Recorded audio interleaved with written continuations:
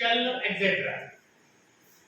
Followed by a pronoun that matches the subject of the main sentence. The purpose of the question tag is to offer information or seek consent from the listener. Some of the examples for question tag is he can swim. ಇಲ್ಲಿ ನಾವು ಮೊದಲು ಏನು ಮಾಡಬೇಕು ಅಂದ್ರೆ auxiliary verb ಯಾವುದು ಮಾಡಬೇಕು. Auxiliary verb ಯಾವ್ದೆಲ್ಲ ಹೇಳೋಣ. am, is,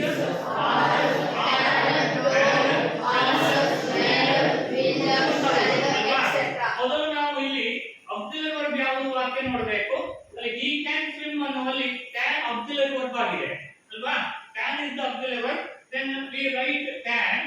Then in this sentence we should see there is not or ಇಲ್ಲದೆ ಇರುವಂತದ್ದು ಅದನ್ನ ಗಮನಿಸಿಕೊಳ್ಬೇಕು.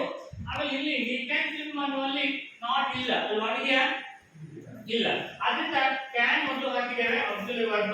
ನಂತರ ಇಲ್ಲಿ not ಇಲ್ಲದೆ ಇರೋದ್ರಿಂದ not ಹಾಕಿದ್ದೇವೆ cannot, can't ಆಯಿತು. ಆಮೇಲೆ ಇಲ್ಲಿ he ಇರೋದ್ರಿಂದ he, can't he. ಈ ತರ ನಾವು auxiliary ಇದು ಕ್ವೆಶ್ಚನ್ ಟ್ಯಾಗ್ ಗಳನ್ನ ಮಾಡಬಹುದು. ಒಂದು ವೇಳೆ ಆ ವಾಕ್ಯದಲ್ಲಿ ಯಾವುದೇ ಆಕ್ಸಿಲರಿ ವರ್ಬ್ ಇಲ್ಲದೇ ಇದ್ರೆ, ಆ ವಾಕ್ಯದಲ್ಲಿ ಯಾವುದೇ ಆಕ್ಸಿಲರಿ ವರ್ಬ್ ಇಲ್ಲದಿದ್ರೆ ನಾವು ಡೂ, ಡಸ್, ಡಿಡ್ ಅನ್ನು ಬಳಸ್ತೇವೆ. ಯಾವಾಗ ಡೂ, ಡಸ್, ಡಿಡ್ ಅನ್ನು ಬಳಸಬೇಕು ಅಂದ್ರೆ ಆ ವಾಕ್ಯ ಪ್ರೆಸೆಂಟ್ ಟೆನ್ಸ್ ನಲ್ಲಿ ಇದ್ರೆ ಡೂ ಹಾಕಬೇಕು. ಆಮೇಲೆ ಎಸ್ ಇದ್ರೆ, ಈಗ ಉದಾಹರಣೆಗೆ ಟಾಕ್ಸ್, ರೈಟ್ಸ್, ರೀಡ್ಸ್ ಇದ್ರೆ ನಾವು ಡಸ್ ಹಾಕಬೇಕು. ಪಾಸ್ಟ್ ಟೆನ್ಸ್ ಇದ್ರೆ ಡಿಡ್ ಹಾಕಬೇಕು. ಸರಿಯಲ್ಲ? ಹಾಗೆ ಅದನ್ನ ಕೂಡ ಗಮನಿಸೋಣ. ಇಲ್ಲಿ